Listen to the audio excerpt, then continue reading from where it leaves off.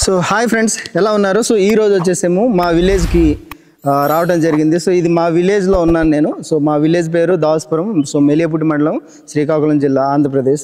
ఈ రోజు నేనైతే నా ఓటు హక్కుని వినియోగించుకోవడం జరిగింది. సో దేనికోసం నా ఓటు హక్కుని వినియోగించుకోవాల్సి వచ్చింది అనే విషయాన్ని అయితే మీతో పంచుకోవాలనుకుంటున్నాను. అసలు దేనికోసం ఓటు హక్కుని వినియోగించుకున్నామని మన ప్రజలను మనం అడిగితే కొంతమంది చెప్పేవాళ్ళు నాకు ఓటు హక్కు ఉంది కాబట్టి నేను వినియోగించుకోవాలని. కొంతమంది మా గ్రామ అభివృద్ధికి అని కొంతమంది చెప్తారు. కొంతమంది వచ్చేసేమో రకరకాల కారణాలు చెప్తారు. కొంతమంది పలానా వాళ్ళు డబ్బులు ఇచ్చారని చెప్తారు, పలానా వాళ్ళు ఇంకొకటి మేలు చేస్తారేమో, మేలు చేశారని, ఇట్లాంటి రకరకాలైన కారణాలు చెప్తారు. సో ఫ్రెండ్స్, నేను దేనికి ఓటు హక్కును వినియోగించుకున్నాననే విషయాన్ని అయితే మీతో ఈ రోజు ఈ వీడియోలో షేర్ చేయడం జరుగుతుంది. సో ఫ్రెండ్స్, ఒక వ్యక్తి ఒక కొటేషన్ అయితే పంపించాడు, మామూలు చదివాను. ప్రశ్నించే ధైర్యం లేనప్పుడు కనీసం ఓటు ద్వారానైనా రహస్యంగా ప్రశ్నించాలి అనేటువంటి ఒక కొటేషన్ అయితే చెప్పడం జరిగింది. సో చాలా మంది తమ యొక్క ప్రశ్నలు ప్రభుత్వానికి నేరుగా ప్రశ్నించలేనప్పుడు కనీసం ఓటు హక్కు ద్వారానైనా ప్రశ్నించాలనేటువంటి ధోరణిలో సో నేను ఓటు హక్కును వినియోగించుకొని ప్రభుత్వానికి అయితే నా అభిప్రాయాన్ని చెప్పడం జరుగుతుంది.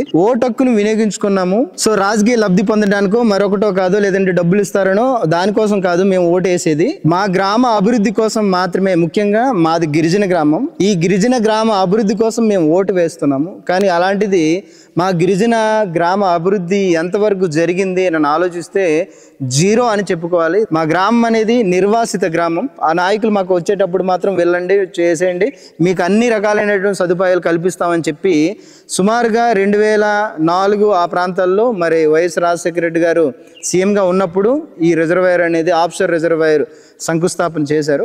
బట్ ఈ రేగులపాడు ఆఫ్షోర్ రిజర్వాయర్ శంకుస్థాపన చేసి 2004 ఇప్పుడు 2024 అంటే సుమారుగా 20 years అవుతుందండి శంకుస్థాపన చేసి. మేము ఈ గ్రామానికి వలస వచ్చేసాము పక్క విలేజ్ నుంచి. సో ఆ గ్రామం నుంచి ఈ గ్రామానికి వచ్చిన తర్వాత ఈ గ్రామంలో కనీస మౌలిక సదుపాయాలు లేవు అని చెప్పాలి. కాబట్టి దానికి నిదర్శనమే మా గ్రామము. మా గ్రామాన్ని మీకు చూపించడం జరుగుతుంది, ఎలా అసలు గ్రామ అభివృద్ధి జరిగిందా లేదా అనేది. మా గ్రామంలో ఉన్నటువంటి యూత్ ఉన్నారు, వాళ్ళు కూడా ఓటు హక్కును అయితే వినియోగించుకున్నారు. కేవలము ఏదో బిర్యానీ ప్యాకెట్కో లేకపోతే డబ్బుకో మందుకో కాదు, మేము ఓటేసింది మా గ్రామాన్ని అభివృద్ధి చేసుకోవడానికి. వచ్చే నాయకుడు ఎవరైనా కావచ్చు, మాకు గ్రామాన్ని అభివృద్ధి చేసి తీరాలి. దానికోసమే మేమైతే ఓటు హక్కును వినియోగించుకోవడం జరిగింది. కాబట్టి ఇప్పుడైతే మా యూత్ ఉన్నారు, వాళ్ళతో ఒకసారి మాట్లాడదామా. నా పేరు వెంకట్రావు. నేను కూడా ఓటు వేయడానికి కారణం ఏమంటే ప్రస్తుతానికి మా ఊర్లో ఒక్క అభివృద్ధి అనేది మన రవి గారు చెప్పారు. కాలనీ కానీ, ఒక అభివృద్ధి కానీ, ఒక కాలువ కానీ, ఒక రోడ్డు కానీ, అసలు ఇక్కడ నుంచి అయితే మేము ఇదైతే అలాగెల్లగా డౌన్లోనైతే ఎంతమంది పడిపోతున్నామో, ఒక్కసారి అయితే నలుగురు అలాగా పడిపోయి దెబ్బలు తగిలి అలాగే అక్కడి నుంచి అక్కడికి హాస్పిటల్ వెళ్ళడం జరిగింది. అలాగే ఈ స్కూల్ బిల్డింగ్ చూసుకుంటే స్కూల్ బిల్డింగ్ అభివృద్ధి కాలేదు, ప్రస్తుతానికి అంగన్వాడీ బిల్డింగ్ అభివృద్ధి కాలేదు, ఒక కోట రావడం లేదు. ఇక్కడ నుంచి మేము నడుస్తూ వెళ్ళాలి. ఒక స్కూల్కి కూడా ఏదైనా పిల్లలకు పంపించాలని నడుస్తూ 4 కిలోమీటర్లు నడిచి వెళ్ళాలి. ప్రస్తుతానికి ఇక్కడైతే మాకు ఫస్ట్ నుంచే అభివృద్ధి జరుగుద్ది, మీరు వెళ్ళిపోండి అనేసి అన్నారు. మేము ఇక్కడికి వచ్చేసరికి మాకు ఏ అభివృద్ధి లేదు, ఒక కాలువ లేదు, ఒక నీళ్ళు సదుపాయం లేదు, ఒక రోడ్డు నడవడానికి కూడా చాలా వర్షాకాలం వస్తే చాలా ఇబ్బంది. అంటే ఇంత ఇబ్బంది అంటే అంత ఇబ్బందిగా పడుతున్నాము. ప్రస్తుతానికి మేమైతే ఈ మా గ్రామాన్ని అభివృద్ధి చేస్తారనేసి మేము ఈ ఓటు హక్కుని వినియోగించుకున్నామని తెలియజేస్తున్నాం. ఆనందం అండి ఓటు హక్కు వేసాను ఈరోజు.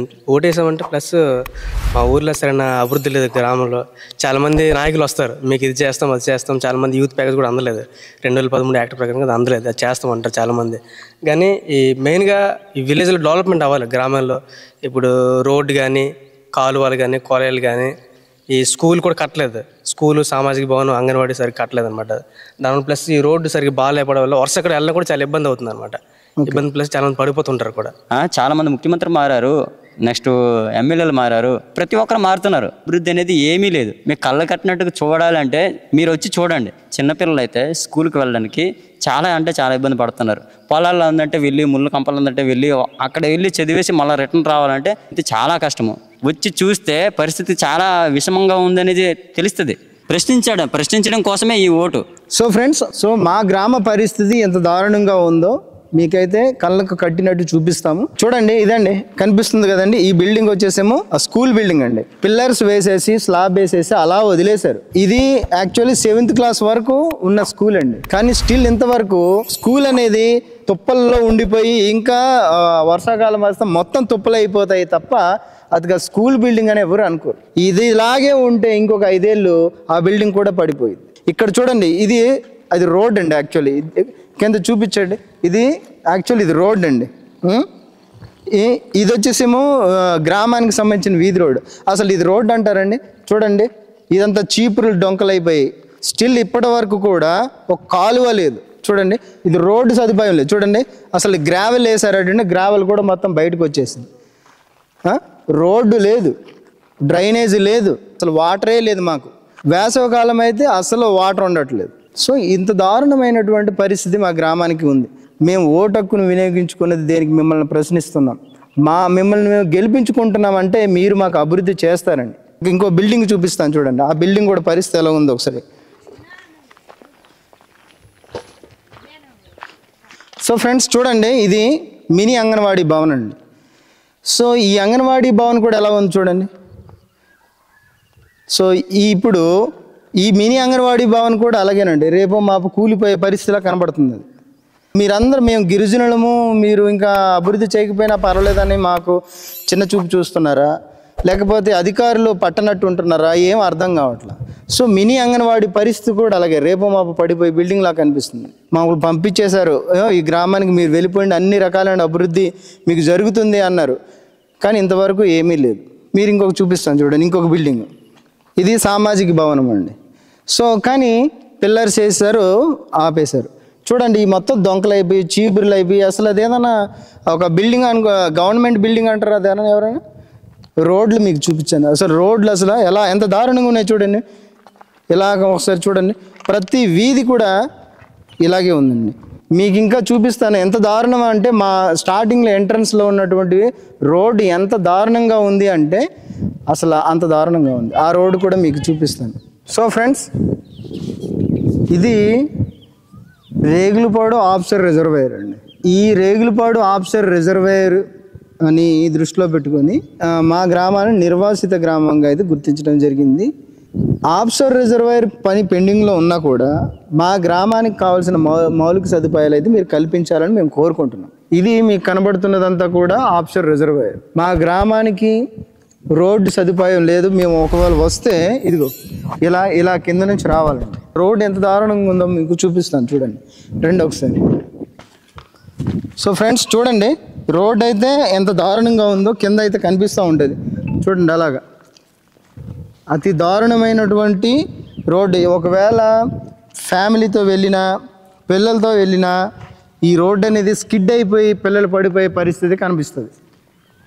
ఇంకా కిందకి ఇక్కడి నుంచి సుమారుగా ఒక 200-300 మీటర్స్ వరకు రోడ్ ఎక్కాలి, అప్పు ఎక్కాల్సిన పరిస్థితి కూడా ఇలాగే ఉందండి. దారుణమైతే దారుణంగా ఉంది. చూడండి, ఇక్కడ వర్షం వస్తే ఈ రాళ్ళు తేరిపోయిన పరిస్థితి కనపడుతుంది. చూడండి, వర్షం వస్తే కూడా చూడండి, వర్షం వస్తే రాళ్ళు తేరిపోయిన పరిస్థితి. ఈ గోతుల్లో బండి వెళ్ళిపోయినా కూడా స్కిడ్ అయ్యి పడిపోతామండి. అంత దారుణమైనటువంటి పరిస్థితి ఇక్కడ కనిపిస్తుంది చూడండి. సో ఫ్రెండ్స్, ఇక్కడ వచ్చేసేమో మీకు ఆడుకోవడానికి, పిల్లలు ఆడుకోవడానికి ఒక పార్క్ లాగా, చిల్డ్రన్ పార్క్ లాగా తయారు చేస్తామని చెప్పారు. సో చిల్డ్రన్ పార్క్ లాగా తయారు చేస్తామని చెప్పారు, కానీ స్టిల్ ఇంతవరకు 0.01% కూడా స్టార్ట్ అయితే అవ్వలేదు. రాత్రిపూట ఎలాంటి ప్రమాదం వచ్చినా కూడా దానికి సరైనటువంటి హాస్పిటల్ సదుపాయాలు అయితే ఎటువంటి లేదు.